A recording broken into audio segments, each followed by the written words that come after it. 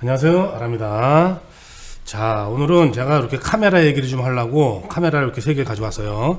자, 필름 카메라, 그 다음에 이제 DSLR, 그 다음에 미러리스.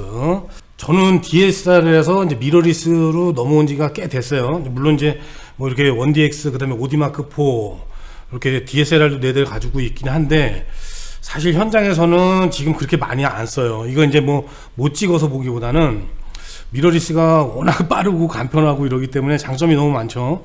그래가지고 저도 지금 이제 요거 말고 요건 이제 1DX인데 오디마크4, 오디마크3 뭐 이렇게 해가지고 4대를 갖고 있어요. 근데 요즘에는 뭐 행사라든가 이런 스냅 사진 찍을 때도 거의 이제 요거를 안 찍고 지금 이제 소니 알파7 마크4죠. 그 다음에 요거 마크4하고 지금 영상 찍고 있는 알파7C 요거 2개만 거의 가지고 다녀요. 그러다 보니까 편한 게 너무 많아요. 근데 제가 이제 오프라인 수업도 하고 이렇게 이제 밖에서 만나보고 또 수업할 때 카메라 물어보는 분도 계시는데 아직까지도 이제 DSLR을 압도적으로 많이 쓰시더라고요. 한 제가 만나시는 분들 중에는 한 80%가 거의 아직까지 DSLR 쓰시는 것 같아요. 근데 이제 수업을 들으면서 이미 카메라를 한번 바꿔볼까 뭐 이렇게 생각하시는 분들도 계시고. 자, 그러면은 필름 카메라, 그 다음에 DSLR, 그 다음에 미러리스 카메라, 여기에서 이제 어떤 제일 큰 차이점들이 있냐면은 저는 이제 필름 세대 마지막 때이기 때문에 좀 기억이 나는 게, 사실 이제 필름 같은 경우는 바로 볼 수가 없죠.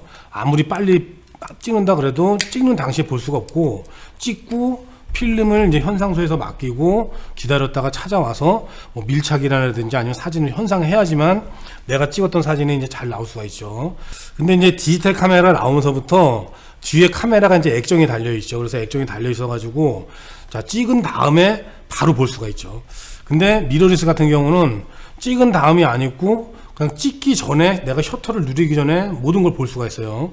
그래서 사실 뭐 이 DSLR까지만 해도 뭐 심도 미리 보기 버튼이라든지 이 아날로그에서 필요했던 버튼들이 제가 생각할 때는 왜 있나 모를 정도로 그렇게 남아있는 것들이 많았는데, 미러리스로 오면서 이제 그런 버튼들이 다 없어졌어요. 여기에서는 필름을 쓸 때는 노출 같은 것도 정말 중요하죠. 그러니까 우리가 이제 뭐 카메라를 제일 먼저 시작하면은 뭐 노출에 사면서 배우고 뭐 측각 모드를 배워서 빛을 잘 재가지고 찍고 막 이래야 되는데, 그게 이제 거의 다 이제 필름 세대 때는 정말 중요했어요. 그래서 이게 전문가 영역이고 그랬었는데, DSLR로 넘어오면서부터 이런 이제 아마추어 분들, 그 다음에 이제 보급기라는 그런 영역들도 생기고 그래가지고 이게 아마 카메라 시장에서 이제 그때 당시에 이제 보급기도 나오고, 캐논 저는 350D, 300D 요때부터 이제 시작을 했었는데, 그때 당시가 제일 이제 바람이 많이 불었던 것 같아요. 카메라 이제 사진이 인구도 왕성하게 늘고 한 2006년도, 7년도 뭐 요때까지가 최고로 이제 정점이었던 것 같은데, 뭐 요때는만 해도 이제 찍고 바로 보고 이제 이런 게 이제 너무 편하니까 아마추어나 사진 배우시는 분들한테도 정말 이제 편하죠. 근데 요즘에 이제 미러리스 같은 경우 보면은 뭐 찍고 보는 게 아니고 찍기 전에 뭐 심도라든가 내가 정했던 설정들이 그냥 그대로 다 보이죠. 그러니까는 제가 지금 상업사진을 하고 있으면서도 이게 너무 편해요. 사실 이 상업사진에서 제일 힘든 쪽이 뭐 힘들다기보다는 조금 이제 좀 까다로운 부분이 아니면 웨딩 쪽인데, 그런 웨딩 분야에서도 제일 이제 이 웨딩 사진 작가들이 긴장하는 부분이 예쁜 신부님이 입장할 때가 이제 제일 긴장되죠. 어느 홀이든 간에 이제 처음 가보거나 아니면 이제 매일 똑같은 홀이라 그래도 조명을 이제 잘 맞춰주면은 상관이 없는데, 조명이 안 맞춰지면은 신부는 걸어오고 조명은 뒤에 쏴지고 막 이런 경우도 있고. 근데 그걸 수동으로 하는데, 수동으로 하는 웨딩홀 같은 경우는 손으로 다 조이스틱을 조절해가지고 신부하고 정확히 걸음걸이하고 딱 맞게 하죠. 또 신랑 신부하고. 근데 이런 부분에서는 아직까지도 저도 긴장감이 있어요. 왜냐면은 그냥 웨딩홀에서 노출 맞춰놓고선 쭉 이제 준비하고 이렇게 있으면은 갑자기 신부 입장, 뭐 신랑 입장 불이 다 꺼져버리죠. 그냥 순간 뭐 1초, 2초 사이 내로 조명이 확 바뀌어버려요. 내가 뭐 지금 1600에 조리개 2.8에 뭐 셔터 스피드 160 이렇게 고정해놓고 지금 이제 신랑 대기하는 그쪽 뭐 버진 로드를 쭉 찍고 있다. 근데 갑자기 불이 다 꺼져버리면 어떻게 돼? 암흑의 세계가 돼버리죠. 그러면서 다시 스팟 조명으로 신부한테만 딱 들어가고 드레스는 하얀색이고, 그러다 보니까 그런 사진을 만약에 찍는다 그랬을 때 이 필름으로 찍는 그런 세대에서는 정말 많은 이제 기술력들이 필요했을 거예요. 그리고 물론 이제 이 DSLR 같은 경우에도 긴장을 많이 하죠. 그리고 저도 사실 뭐 실수를 하는 적도 있고, 그러면은 빨리 보고 액정을 빨리 보고 드레스가 날아간 것 같으면은 노출을 이제 언더로 잡아가지고 또 찍고 막 이렇게 이제 되게 긴장되는 순간인데, 이 미러리스 같은 경우는 거의 뭐 그런 긴장감이 없어요. 저도 요거는 지금 한 1년 반 정도 나올 때 처음 샀거든요. 알파 7 마크 4인데 요거 이제 나오면서 처음 사고, 그다음에 알파 7 C를 사고, 그다음에 이제 뭐 영상에서 이제 자주 나오는 후지 카메라 있죠. 중형 카메라 2대. 요런 것들이 다 미러리스인데 너무 편해요. 사실 노출 같은 거 스트레스 받을 일이 없어요. 그래서 웨딩을 해서 이제 신부님이 입장하는데도 마찬가지예요. 그냥 쭉 보고 있다가 노출 언더를 이렇게 돌려버리면은 바로 그냥 찍기 전에 셔터를 누르기 전에 다 보이기 때문에 긴장감이 훨씬 줄어들었어요. 그래가지고 뭐 카메라를 이제 배운다 그러면은 사실 뭐 이런 미러리스나 이런 걸 사가지고는 뭐 측강 모드, 뭐 평균 측강, 스팟 측강 이런 거를 거의 뭐 제가 봤을 땐 배울 일이 없을 것 같아요. 뭐 내가 몰라도 된다 이런 건 아니야. 알면은 당연히 좋죠. 근데 그런 스트레스를 안 받고 찍을 수가 있다는 거예요. 그래서 카메라를 조금이라도 이제 바꿔야 되겠다는 생각하시는 분들은 미러리스로 바꾸시면은 아주 편할 거예요. 우리가 이제 많이 찍는 풍경이나 뭐 이런 데는 사실 크게 상관없어요. 이런 걸로 찍어도 되고 필름으로도 잘 찍는 분들 많이 계시고 느리고 뭐 이런 분야니까 상관이 없는데 진짜 스냅을 찍거나 인물을 찍거나 빠른 피사체 이런 것들 또 그다음에 노출 환경이 많이 바뀌고 막 실내 갔다가 실외 갔다가 또 실내에서도 노출 환경이 이제 많이 틀어지는 그런 이제 분위기들이 있죠. 그런 데서는 미러리스를 바꾸는 게 정말 좋아요. 그래서 저는 이 카메라 다이얼을 어떻게 설정을 해놨냐면은 자, 전면 다이얼 같은 경우는 이렇게 셔터 스피드가 움직이죠. 셔터 스피드를 설정을 해놓고 그 다음에 위에 보이는 후면 다이얼이 있죠. 여기는 조리개로 해놨어요. 그래서 조리개가 이렇게 이제 바뀌고 그 다음에 감도를 ISO를 이제 설정을 해놓는데 저는 이제 노출 보정 다이얼에다 해놨거든요. 그러니까 ISO는 스냅 사진이나 행사 사진이나 이런 거 찍을 때는 거의 저는 이제 오토로 매뉴얼 모드에서 셔터 스피드 조리개 그 다음에 ISO 오토 거의 이제 이런 방식으로 많이 찍기 때문에 거의 오토로 해놓기 때문에 만지지 않아요. 그래서 이렇게 해놓고 그 대신에 노출 보정 다이얼을 이제 뒷면에 있는 다이얼이 있죠. 그래서 요걸로 바꿔놨어요. 그래서 이게 이제 왜 이렇게 했냐 그러면은 제가 사용을 하다 보니까 셔터 스피드하고 조리개는 이제 많이 만져요. 근데 이제 한번 설정을 해놓으면은 그 다음에는 거의 안 만지죠. 그러니까 2명, 3명, 4명 이렇게 찍거나 뭐 이랬을 때 그랬을 때 빼고는 거의 만질 일이 없어가지고 제일 많이 만지는 게 노출 보정 다이얼이거든요. 그래서 노출 보정 다이얼을 이렇게 뒤로 해놓으면은 돌리면서 바로 셔터를 검지를 눌러가지고 촬영하기가 제일 편한 위치가 요거 후면 다이얼이더라고요. 그래서 노출 보정 다이얼을 뒤로 해놓으면은 자, 이 상태에서 이렇게 이제 노출을 보정을 이렇게 하면서 찰칵 찍고 또 밝기만 조절을 하는 거죠. 어차피 보이는 대로 지금 찍는 거니까 우리가 DSLR 사용할 때처럼 노출계를 보고선 노출계가 이 정도가 지금 정 가운데를 가리켰는데 여기는 조금 이제 어두운 피사체니까 조금 더 노출을 더 어둡게 찍어야지 이런 게 아니고 그냥 실제로 바로 보이죠. 이렇게 그냥 이렇게 보이게 찍고 조금 어두운 것 같은데 좀 밝게 찍자. 그럼 노출 보정 다이얼 뒤에서 이제 돌려서 찰칵 찍고 또 어둡게 찍으려면 어둡게 돌려서 찍고 거의 뭐 이제 이렇게 되는 거니까 미러리스를 사용하고 계시는 분들은 되게 공감을 많이 하실 테고 DSLR을 사용하고 미러리스도 아직도 사용 안 해보신 분들은 저게 뭔 소린가 그럴 수도 있을 거예요. 자, 그래서 지금 이 상태에서는 조리개를 이렇게 이제 조리개를 쪼여보면은 자 이렇게 심도도 같이 깊어져요. 그래가지고 자 노출을 조금 이제 바꿔서 자 조리개 16으로 해가지고 앞뒤가 선명하는 게 더 잘 보이죠.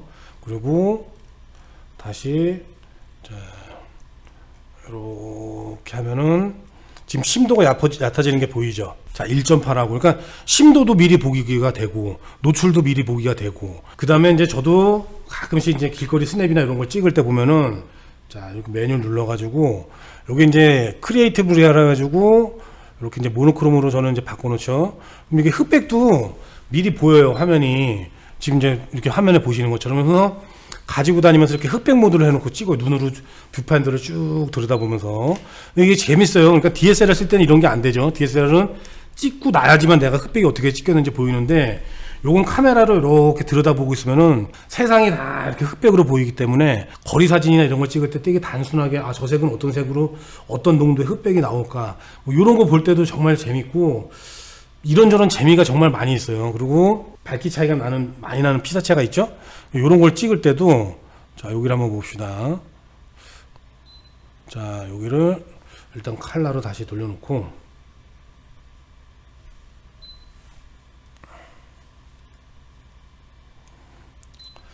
자 이렇게 이제 지금 적정 노출인데 자 적정 노출을 찍으면은 지금 보시다시피 불빛이 나오는 쪽이 이제 노출이 날아가게 되겠죠.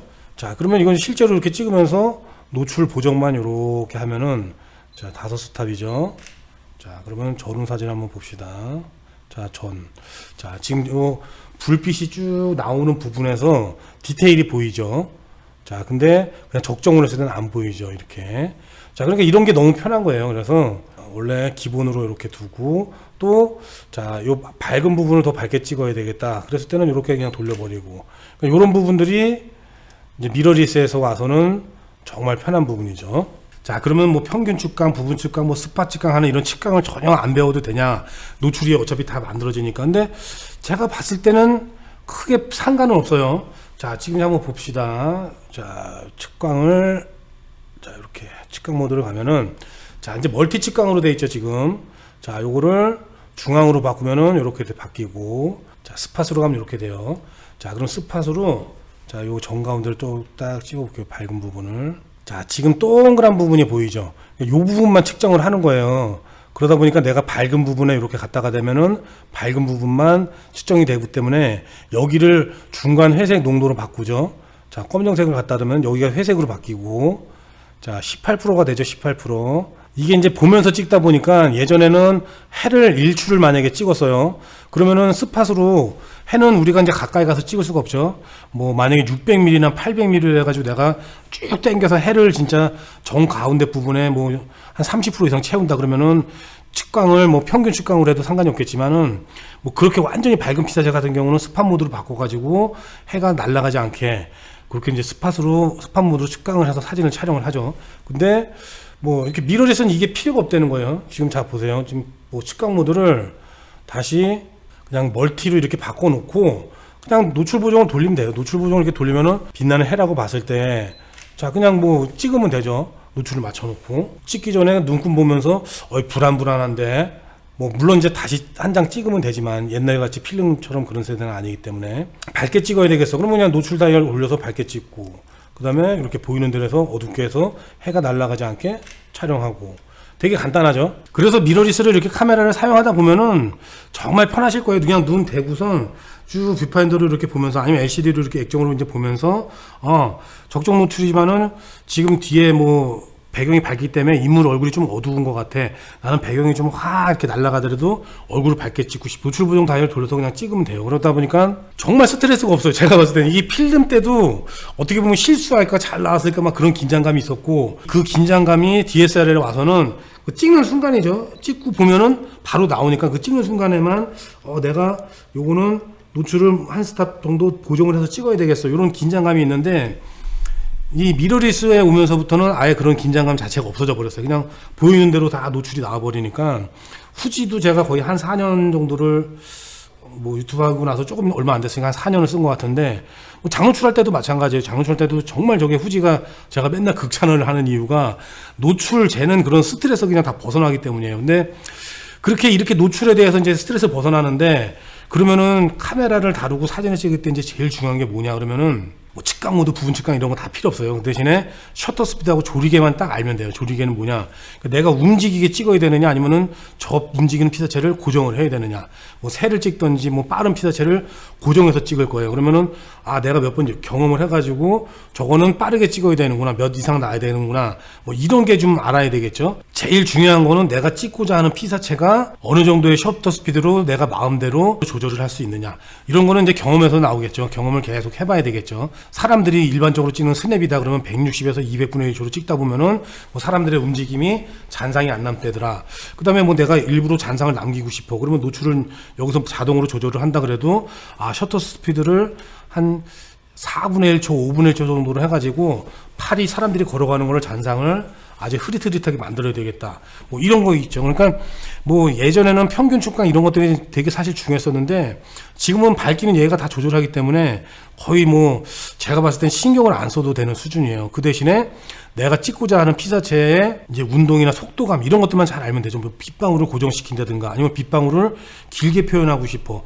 그러면 여기에 셔터 스피드는 60분의 1초, 빗방울을 빨리 잡으려면은 뭐 500분의 1초, 뭐 이런 것들만 이제 알고 가면 되겠죠. 그래서 오늘 이렇게 주절주절 좀 떠들어 봤는데, 미러리스를 이제 고민하시거나 아니면 카메라가 이제 오래돼가지고 뭐 7, 8년 돼가지고 바꾸실 분들은 미러리스를 한번 바꿔보세요. 미러리스가 이제 또 불편한 점들은 있어요. 이런 뷰파인더가 지금 이제 실제로 보는 거하고 좀 다르게 보인다고 이제 뭐 그럴 수도 있는데, 이제 그런 것들도 이제 많이 개선이 됐고, 제가 쓸 때는 이제 불편한 거는 거의 없어요. 그래서 너무 근데 카메라가 작은 게 저한테는 흠이더라고요. 그러니까 손이 조금 큰 편인데 이렇게 길이를 대면 한 28cm가 되거든요. 제가 한 뼘이.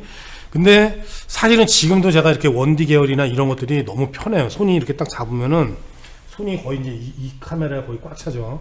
그래서 이런 게 너무 편한데, 사실 미러리스는 저한테 안 맞아. 이게 불편해요. 이걸 잡으면은 렌즈하고 여기도 다 걸리고 틈이 없어가지고, 그러니까 뭐 그런 거는 이제 너무 작아서 좀 불편한데, 그런 거 말고는 뭐 기계적인 성능이나 이런 것들은 조작성 같은 거 이런 거 너무 편해요. 이 DSLR에 비할 바가 아니에요. 그래서 요즘에는 또 싸고 저렴한 미러리스들이 정말 많이 나오죠. 저도 소니 α7 M4를 선택한 이유가 이 가성비가 너무 좋더라고요. 다른 카메라를 여러 개를 이제 비교해 봤는데, 자, 캐논도 한번 비교를 해봤고, 그 다음에 니콘, 그 다음에 요게 세 개죠. 뭐 니콘의 Z7이라든가 아니면 소니는 R5 뭐 이 정도인데, 가성비가 제가 봤을 땐 제일 좋아요. 그리고 제일 중요했던 게, 저는 이제 수입은 액정이 됐어야 되는데, 소니에서는 α7C 요 다음으로 이제 α7 모델로는 요게 이제 두 번째 나온 거죠. α7 R5 같은 경우는 틸트에 수입까지 이제 합쳐져 갖고 나오긴 했지만은, 유튜브나 뭐 개인 영상이나 이런 걸 찍을 때 회전이 돼가지고 내 얼굴도 보면서 찍고 뭐 그래가지고선 뭐 흠잡을 데가 없더라고요. 가격도 그 세 모델을 비교했을 때 가장 저렴하고, 물론 이제 R5 같은 경우도 저도 리뷰를 한번 해봤지만 장점은 있어요. 뷰파인더나 이런 것들이 확실히 선명해요. 확실히 선명하고. 그런데 뭐 여기서 완전히 너무 깨끗하게 보는 그런 수준이 아니기 때문에, 지금은 요게 또 가격도 내렸어요. 제가 살 때만 해도 300대 제 초창기 때 샀다 보니까 그렇게 되는데, 지금은 제가 보니까 한 200 후반대 정도 내려왔거든요. 근데 거기서 뭐 중고로 만약에 매물을 구한다 그러면은 더욱더 저렴하게 구할 수가 있겠죠. 그래서 아직도 이렇게 DSLR에서 이제 고민하시는 분들은 미러리스로 가시면은 아주 편하게 노출 걱정 같은 건 하지 않으면서 사진 생활을 하실 수가 있을 거예요. 자, 그러면은 오늘 영상은 이걸로 마치고, 또 저는 다음 영상으로 찾아뵙겠습니다. 감사합니다.